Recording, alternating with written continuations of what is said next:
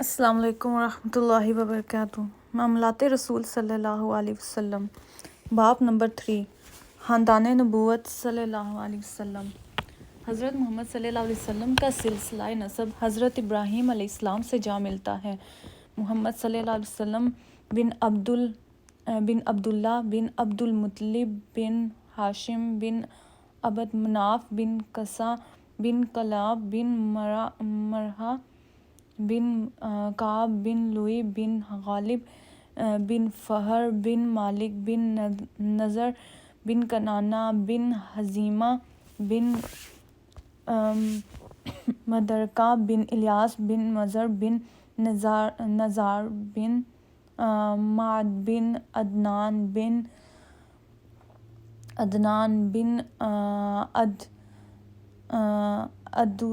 عدد بن المقوم بن ناحور بن تاریخ بن یعرب بن یشجب بن نابد بن اسماعیل بن ابراہیم۔ حضرت محمد صلی اللہ علیہ وسلم کا فرمان ہے، اللہ تعالیٰ نے حضرت ابراہیم علیہ السلام کی اولاد میں سے اسماعیل علیہ السلام کو برگزیدہ کیا، اسماعیل علیہ السلام کی اولاد میں سے بنو کنانہ کو برگزیدہ کیا، بنو کنانہ میں سے قریش کو برگزیدہ کیا، قریش میں سے بنو ہاشم کو برگزیدہ کیا، اور بنو ہاشم میں سے مجھے ممتاز فرمایا۔ رسول اکرم صلی اللہ علیہ وسلم کے آباء و اجداد شریف النسب تھے۔ نبوت کی شرائط میں ایک شرط پاکیزہ ولادت بھی تھی۔ نسل قریش کی ابتدا کے بارے میں مورخین میں اختلاف پایا جاتا ہے۔ بعض کا خیال ہے کہ قریش نضر بن کنانہ کا لقب تھا جو فہر بن مالک کے جد امجد تھے، اور بعض کہتے ہیں کہ قریش فہر بن مالک کا لقب ہے اور ان کی اولاد قریش کہلاتی ہے۔ قصہ کلاب کے بیٹے تھے جو بڑے بالغ نظر اور مدبر تھے۔ وہ حضرت محمد صلی اللہ علیہ وسلم کے اجداد میں سے نمایاں شخصیت تھے۔ انہوں نے اپنی اولاد کو شراب سے پرہیز کی وصیت کرتے ہوئے کہا تھا، اے میرے بچوں، شراب سے ہمیشہ پرہیز کرنا، کیونکہ یہ جسم کو شاید کچھ فائدہ پہنچائے مگر یہ عقلی صلاحیتوں اور دینی احساسات کو تباہ کرنے والی ہے۔ قبیلہ قریش کے افراد جو بکھرے ہوئے تھے، قصہ نے انہیں خانہ کعبہ کے ارد گرد آباد اور قومی شکل میں منظم کیا۔ اسی مناسبت سے آپ نے مجمع لقب پایا۔ قصہ نے تولیت کعبہ ملنے پر مکہ میں دارالندوہ قائم کیا، جہاں قریش سماجی، سیاسی اور معاشی امور کے سلسلے میں مشاورت کرتے۔ جنگی لشکر اور تجارتی قافلے اسی مرکز سے روانہ ہوتے، نیز نکاح کی رسوم بھی یہیں پر ادا کی جاتی۔ قصہ نے حاجیوں کی خدمت اور تواضع کے لیے سقایا، رفادہ، کھانا کھلانا، حجابت، کلید برداری اور لواء اور جنگ میں چم اٹھانا کے شعبے قائم کیے۔ اخراجات کے لیے سالانہ رقم مختص کی گئی جو شہریوں سے وصول کر کے اجتماعی فنڈ میں جمع کی جاتی۔ قصہ نے حاجیوں کے لیے پانی ذخیرہ کرنے کے غرض سے چرمی حوض بنوائے اور عرفات اور منا کے درمیان مشعر حرام تعمیر کرایا، جس پر حج کے دنوں میں چراغاں کیا جاتا۔ قصہ کے 6 بیٹے تھے، لیکن تاریخ میں 2 بیٹے عبد الدار اور عبد مناف نے شہرت حاصل کی۔ قصہ کے یہ اقوال تاریخ کا حصہ ہیں۔ جس نے کسی کمینہ خصلت آدمی کا احترام کیا، وہ گویا اس کی کمینگی میں حصہ دار ہے۔ عزت و تکریم سے جس کی اصلاح نہیں ہو سکتی، ذلت و رسوائی اس کی اصلاح کر دیتی ہے۔ جس سے اپنے حق سے زیادہ طلب کیا، وہ محرومی کا حقدار ہے۔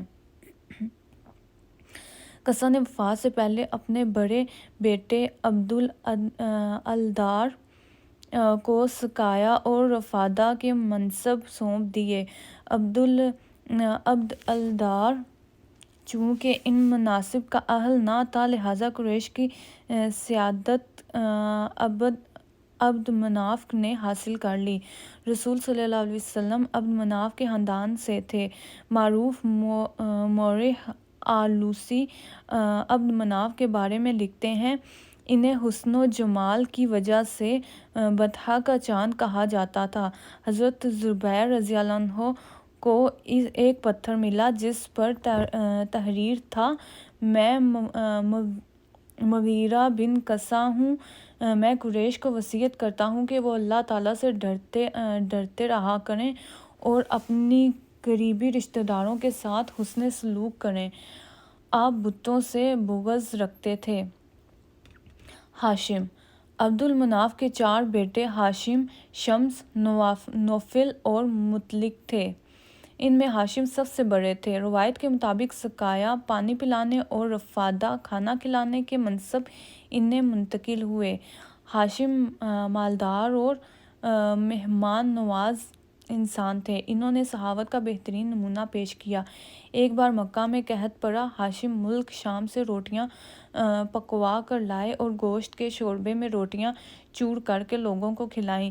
اس عوامی خدمت کے بعد ان کا نام ہاشم چورا کرنے والا مشہور ہو گیا، جبکہ ان کا اصل نام عمرو تھا۔ ہاشم نے قریش کی تجارت کو بین الاقوامی سطح پر منظم کیا۔ اس نے قیصر روم اور حبش کے بادشاہ نجاشی سے یہ فرمان جاری کرایا، قریش جب ہمارے ملک میں اشیائے تجارت لے کر آئیں تو ان سے کوئی ٹیکس نہ لیا جائے۔ تجارت کے فروغ سے مکہ کے قبائل کو فائدہ پہنچا۔ جو لوگ خود تجارتی قافلے کے ساتھ جانے سے قاصر تھے، وہ اپنا مال کسی دوسرے تاجر کو طے شدہ منافع پر دے دیا کرتے تھے۔ جس کے پاس سرمایہ کم ہوتا وہ دوسروں سے شراکت کر لیتے۔ ہاشم نے حاجیوں کی بہتر خدمت اور دوسرے ممالک سے تجارتی روابط قائم کر کے جزیرہ العرب میں اہم اور بااثر قبائلی سردار کی حیثیت حاصل کر لی۔ ہاشم ایک بار تجارت کے لیے ملک شام گئے۔ رستے میں مدینہ کے سالانہ بازار میں شرکت کی۔